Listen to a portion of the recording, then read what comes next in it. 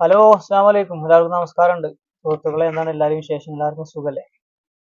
ഇന്നിപ്പോൾ 23/6/2025 കുവൈത്തിൽ നിന്നാണ്. ഇപ്പോൾ ഏകദേശം സമയം 10 മണി കഴിഞ്ഞു.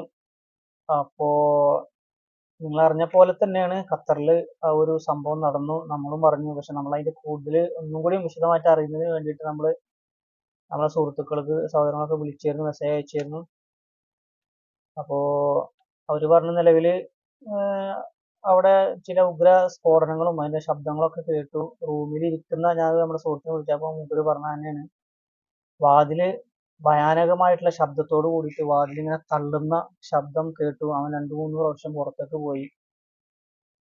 അപ്പൊ പുറത്തേക്ക് പോയപ്പോൾ അവന്റെ കഫീൽ അവനോട് വിളിച്ചു പറഞ്ഞു, പുറത്തിറങ്ങാണ്ട, അങ്ങനെ പ്രശ്നമുണ്ട്, അതുകൊണ്ട് സേഫ് ആയിട്ട് ഉള്ളിൽ തന്നെ ഇരുന്നോ എന്ന് പറഞ്ഞിട്ട് ഞാൻ വീഡിയോ കോൾ ചെയ്തു അവന്. അപ്പോൾ പറഞ്ഞ കാര്യമാണ്.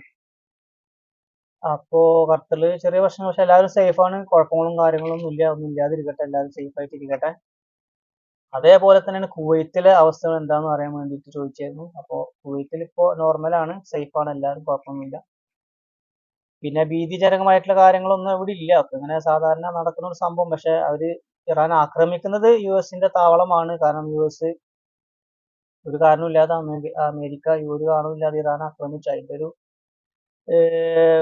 തിരിച്ചടി എന്നുള്ള നിലയിൽ അവർക്ക് അടുത്തുള്ള അറബ് രാജ്യങ്ങളിലുള്ളവരെ തിരിച്ച് ആക്രമിക്കുക, അവരുടെ താവളങ്ങൾ ആക്രമിക്കുക എന്നുള്ള രീതിയിലാണ് അവർ നടത്തിക്കൊണ്ടിരിക്കുന്നത്.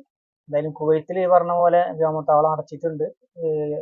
ഖത്തറിലെ പോലെ തന്നെ ഇനി ഒരു അറിയിപ്പ് ഉണ്ടാവുന്നത് വരെ ഈ കുവൈത്തിലെ വ്യോമത്താവളം തുറക്കാനുള്ള സാധ്യത കുറവാണ്.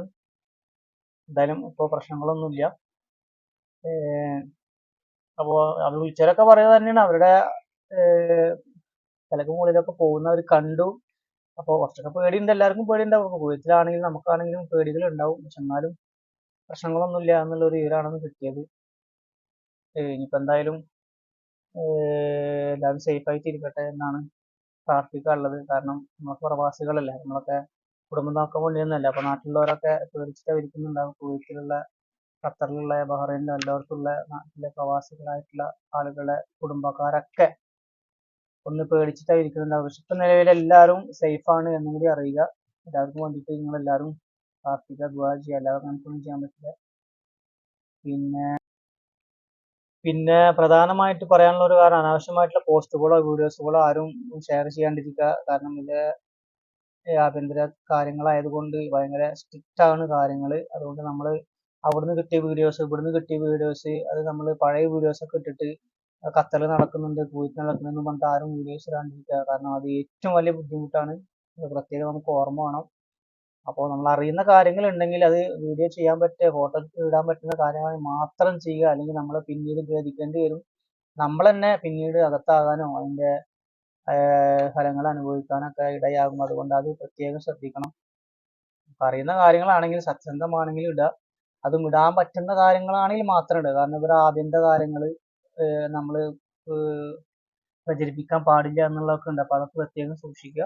ഓക്കെ, അപ്പോൾ ഒന്നും കൂടി പറയാണ്, ഇപ്പോൾ നിലവിൽ ഏകദേശം സമയം 10:30 കഴിഞ്ഞു. 10:30 കഴിഞ്ഞ് എല്ലാവരും സേഫാണ്. ഇപ്പം നിലവിൽ സേഫാണ്. ഓക്കെ.